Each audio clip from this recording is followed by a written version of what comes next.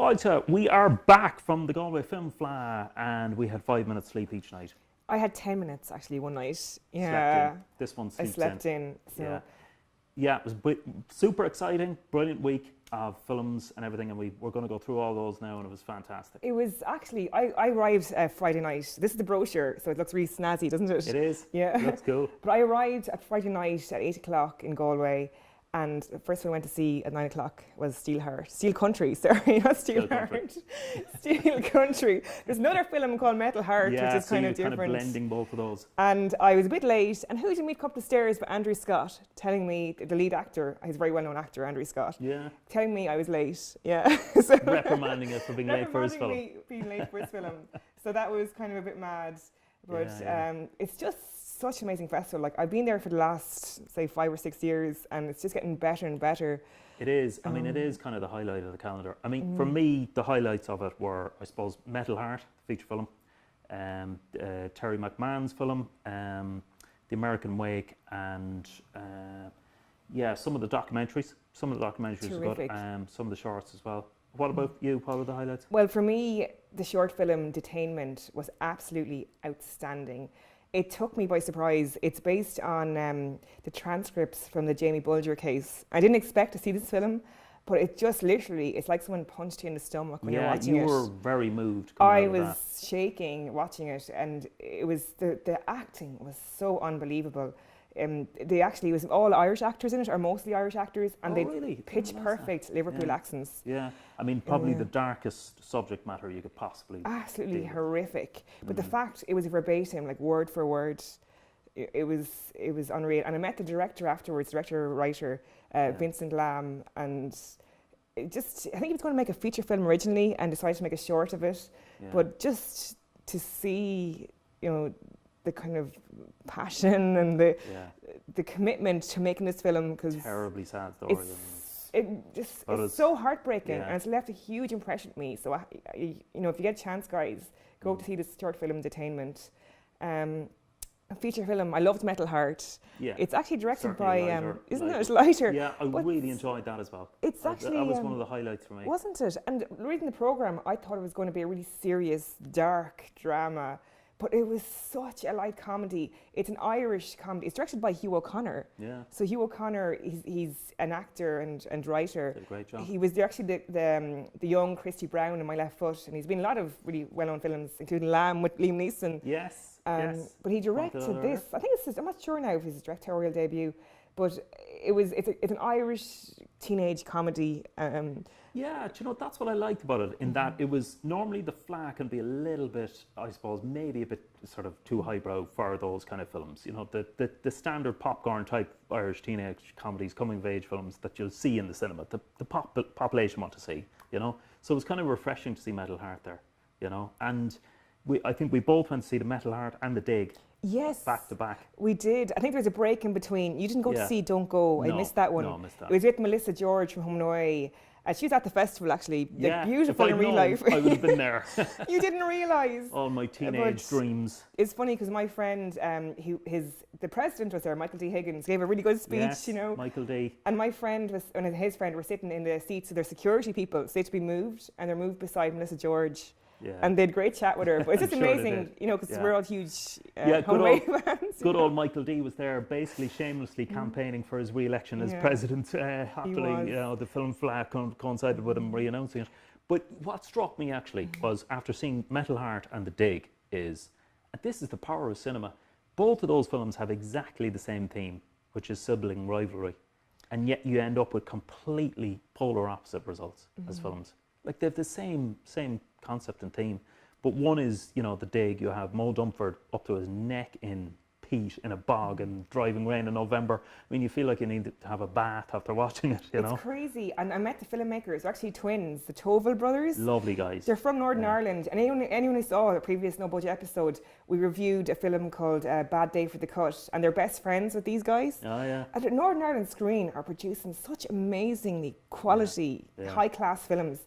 And they won Best Film at the Fleadh. Couldn't have happened to better guys. It was nicer amazing. Guys. They were lovely. They were great to meet. Wasn't it? And A Dig, it's a murder mystery. I suppose a murder mystery, describe it as, set in a bog. and they're trying to find a body.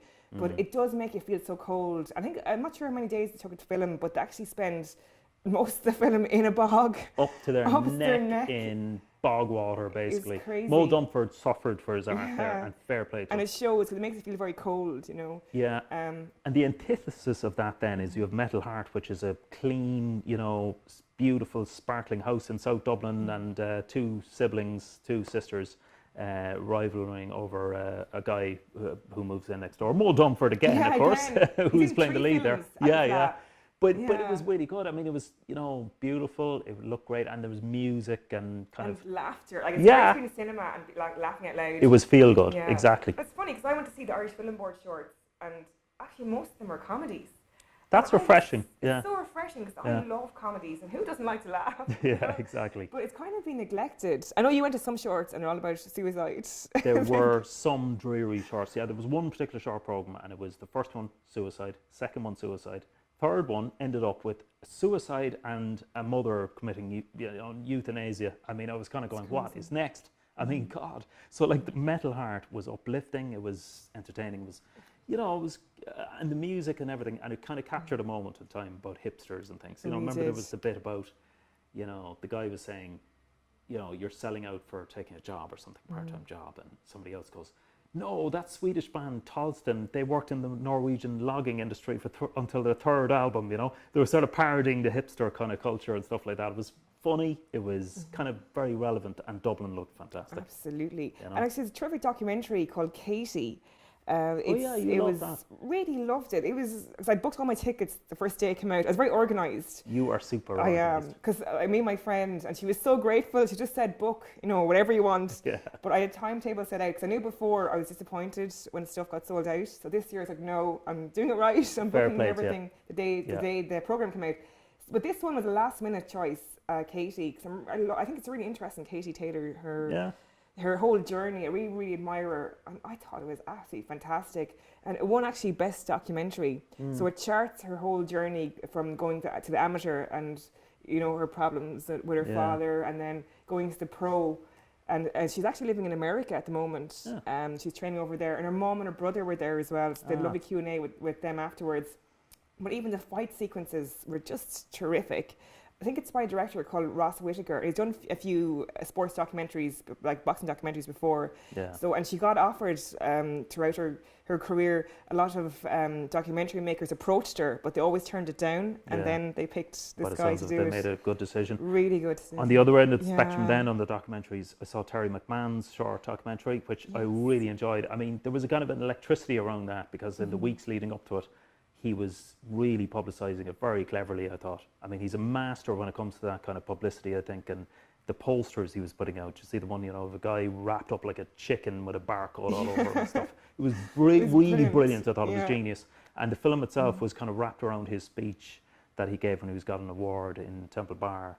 And, you know, kind of, it was very much Terry McMahon, sort of the iconoclast and, you know, the rebel, all wrapped up and together. It couldn't get an award politically because you know, he was rebelling against everybody and criticizing everybody and basically saying F you to the lot of them. But it was powerful, and I think it got a great reaction. It did, didn't it? I Yeah. think it was packed cinema as well, wasn't it? It was, so people really wanted to see it. Yeah, definitely. Yeah, no, the other documentaries, some of them were, I mean, it was a short documentary series, but some of them were so long. They were, and some of them felt longer than they actually were. Yeah. You know, yeah. it's, I don't know, there's an Italian one that just went on forever.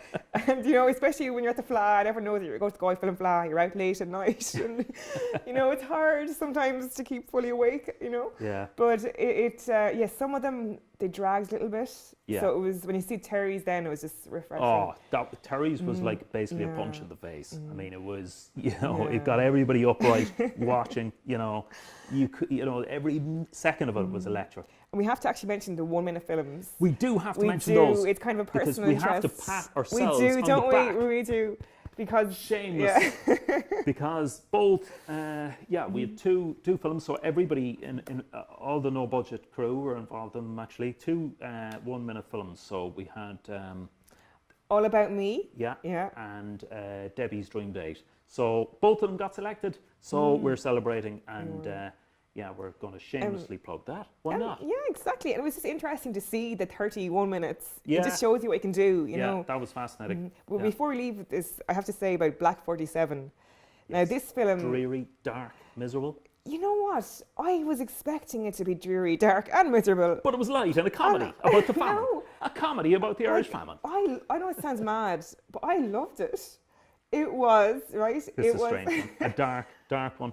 But it was the Dark famine meets Rambo. Now, that sounds like the most bizarrest, weirdest, you know, and it was the very last film, the closing film, and people They were are going to tired put that on their poster, Claire. Yeah. Famine meets Rambo. You know, and I was, you know, isn't it mad? But I was so, you know, I was tired. I was like, oh no, I can't bear this. But like, I'll go to it. You know? I couldn't actually face that, so I went to the comeback. You did, yeah, oh, which sadly was the last film-based film, film-based produced film. God. So film-based sadly has gone and taken my film and its funding down with it as well. So that's my sob story.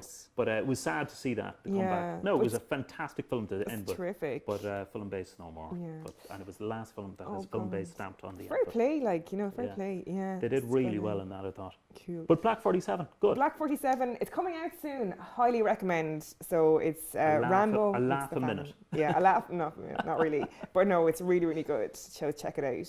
Good. So that's it. That's a roundup from the Fleadh, really, isn't it? Yeah. So I mean, look. So it's some highlights, some lowlights. I mean, like any program, there are some fantastic films there. There were some that, you know, I suppose would have divided opinion, and some would have dragged. What are your highlights, Claire? Well, the absolute highlight for me was the short film Detainment about the Jamie Bulger murder. It absolutely blew me away. It's something I didn't expect to see. It was absolutely outstanding. That's and it still stayed with me to this day. And I would say mine would have been Metal Art. I mean, suppose the other end of the spectrum, light-hearted, feel-good film, and it's good to see an Irish production being able to, you know, meet those sort of mass-produced romantic comedies that Hollywood churns out, and to do it in a very Irish, unique way, I think. Show Dublin looking fantastic, and, you know, coming-of-age teen story. Everybody loves them. Thought that was good. That's good. So that's it for the Fleadh, the 30th Fleadh, we should say, actually, the 30th. Exactly. So it's a big anniversary, isn't it? Yeah, exactly. So, Michael D sponsored 30th Galway Film Fleadh. So till next year, isn't that right? So if you haven't been, check it out next year.